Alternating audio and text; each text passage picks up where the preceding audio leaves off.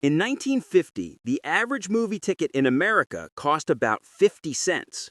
Adjusted for inflation, that's roughly $5.50 in today's money. So you'd think tickets should cost around $6 now, right? Wrong. The average movie ticket today costs over $15 in most cities. And in places like New York or Los Angeles, you're paying $20 or more. That's before the popcorn, which somehow costs another $20 for what amounts to 50 cents worth of corn. So what happened between 1950 and now that made going to the movies one of the most expensive casual entertainment options in America? The answer involves Hollywood monopolies being broken up, the invention of home video, the rise of streaming, and theaters desperately trying to survive by gouging you at the concession stand. Let's start in the golden age of Hollywood, the 1930s and 40s, because that's when the movie theater business model was completely different from what we have today. Back then, the major studios, Paramount, MGM, Warner Bros., 20th Century Fox, RKO, didn't just make movies, they owned the theaters too. This is called vertical integration. They controlled everything from production to distribution to exhibition. They made the movie, they decided which theaters it played in, and they owned those theaters. And because they owned the theaters, they could keep ticket prices incredibly low, 25 cents, sometimes even less during the Depression.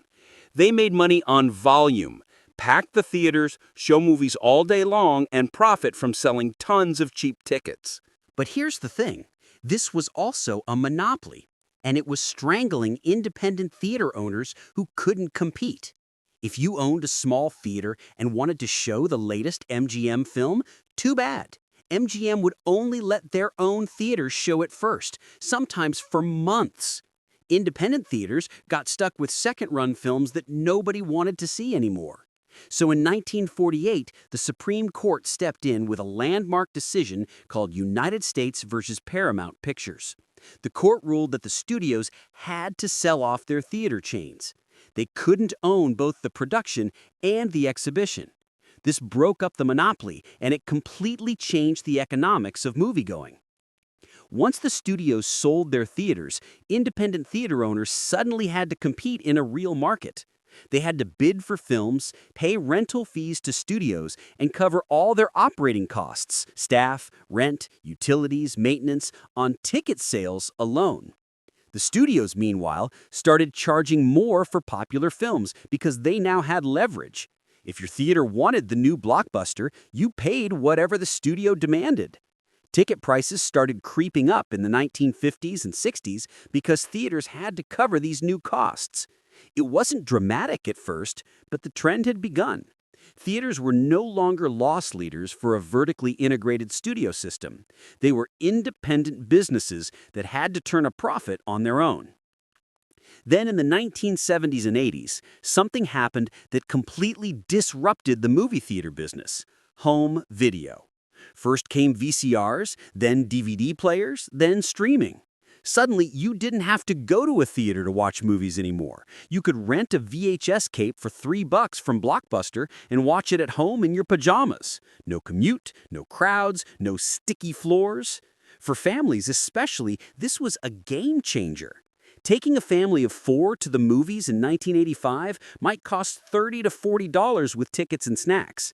Renting a movie and popping your own popcorn might cost maybe $5 total. The value proposition shifted dramatically. Theaters started losing customers, especially for mid-tier films that weren't must-see theatrical experiences. Hollywood's response to this threat was to double down on spectacle. They started making bigger, louder, more expensive films that justified the theatrical experience. This is when the blockbuster era really took off. Studios realized that if people were going to leave their homes and pay for tickets, the movie had to be an event, something you couldn't replicate at home. So budgets exploded. A major film in 1975 might cost $10 million to make. By 2000, it was $100 million. By 2020, $200 million or more. And those massive budgets had to be recouped somehow. studios started demanding a bigger cut of ticket sales, especially in the crucial opening weeks when films make most of their money. Theaters had to raise prices to cover what the studios were charging them. Let's talk about the theater revenue split, because this is where things get really interesting and explains why concessions cost so much. When you buy a movie ticket, the theater doesn't keep all that money, not even close. In the first week or two of a film's release, studios typically take 70 to 80% of ticket revenue. The theater only keeps 20 to 30%. As the weeks go on, that split becomes more favorable to theaters. By week 4, they might keep 50% or more. But most people see movies in the first 2 weeks, so theaters are making very little money on ticket sales for the films people actually want to see. A $15 ticket might only net the theater $3 to $4 after the studio takes its cut. So how do theaters actually make money? Concessions, that $20 bucket of popcorn that costs maybe 50 cents to make, the theater keeps almost all of that profit. Same with soda, candy, nachos. The margins are insane, often 80 to 85% profit. This is why theater staff push concessions so hard and why they're so expensive.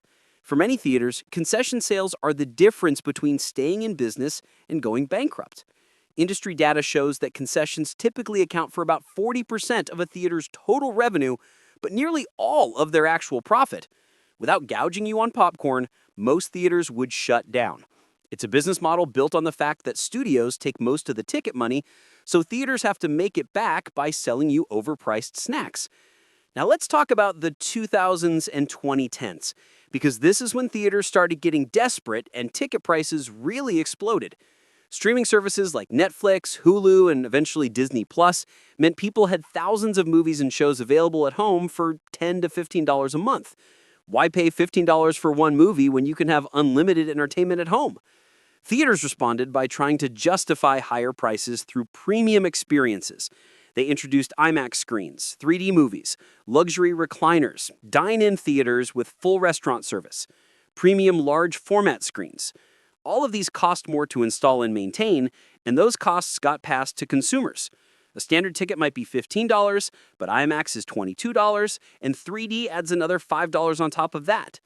Then there's the real estate and operating cost problem. Running a movie theater is expensive. You need a huge building in a good location with massive rent or mortgage payments.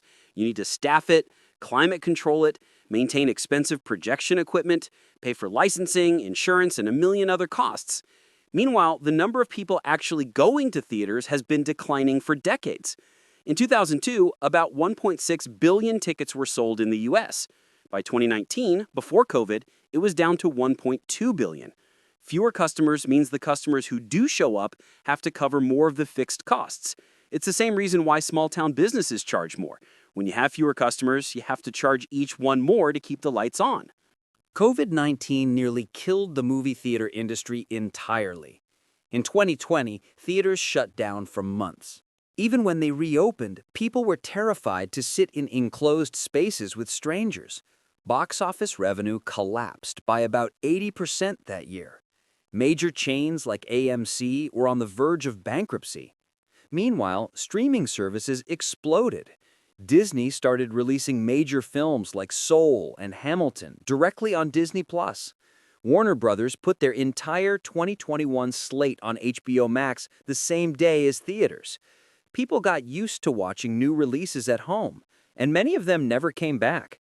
The theaters that survived did so by raising prices even more and cutting costs wherever they could. Here's something most people don't realize. The theatrical window, the time between a movie's theater release and its home video release, used to be 6 months or more. If a movie came out in June, you wouldn't be able to rent it until December at the earliest. This forced people who wanted to see a movie to go to the theater.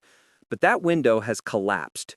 Now it's often just 45 days, sometimes less. Some movies skip theaters entirely and go straight to streaming. This means theaters have a much shorter time to make money on any given film, which creates pressure to extract as much revenue as possible from each customer while they can.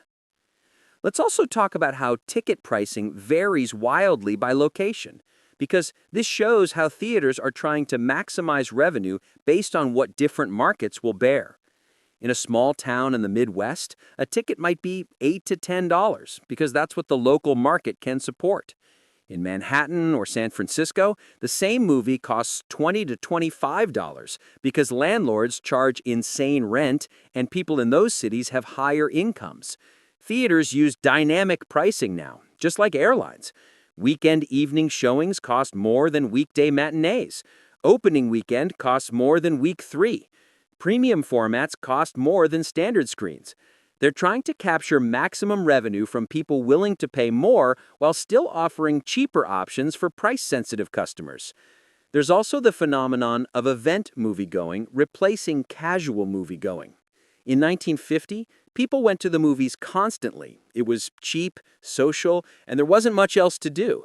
You'd go see whatever was playing because it only cost 50 cents and an hour of your time. Now, going to the movies is an event that costs $50 to $75 for a couple after tickets, parking, and concessions. So people are much more selective.